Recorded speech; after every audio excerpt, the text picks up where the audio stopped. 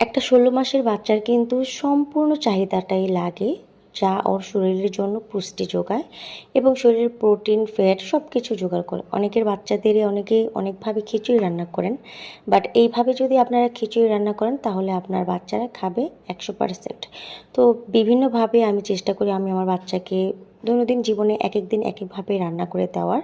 তো আজকে সেরকমই হচ্ছে আমি এখানে ভুট্টা এবং হচ্ছে কাঁঠালের বিচিটাকে ব্লেন্ড করে নিয়েছি এবং হচ্ছে এরপরে আমি এটাকে খিচুড়ির সাথে রান্না করে দেবো। আর খিচুড়ির জন্য আমি এইখানে নিয়ে নিলাম আলু, ডাল এবং হচ্ছে চাল। আমি জাস্ট এই কটা উপাদানই নিব। আমার ঘরে কোনো প্রকার সবজি ছিল না। সবজি যদি থাকতো তাহলে অবশ্যই কিন্তু আমি সবজিটা দিতাম। তো আমার সোনামণির জন্য আমি আজকে রান্না করছি। আপনারা চাইলে আপনাদের সোনামণিদের জন্য এইভাবে খিচুড়ি রান্না করতে পারেন। তো এইখানে আমি দিয়েছি লবণ এবং সামান্য একটুখানি হলুদের গুঁড়ো, একটুখানি আদা রসুন।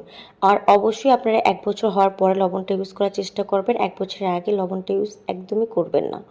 এরপর হচ্ছে আমি এখানে পানি দিয়ে দিলাম আর ওই যে ভুট্টা গুঁড়ো করে রেখেছিলাম এবং হচ্ছে কাঁঠালের বিচি গুঁড়ো করে রেখেছিলাম, ওইগুলোকে জাস্ট দিয়ে পরিমাণ মতো পানি দিয়ে এখন আমি প্রেসার কুকারটাকে খুব সুন্দর করে বলতে পারেন লক করে দেব।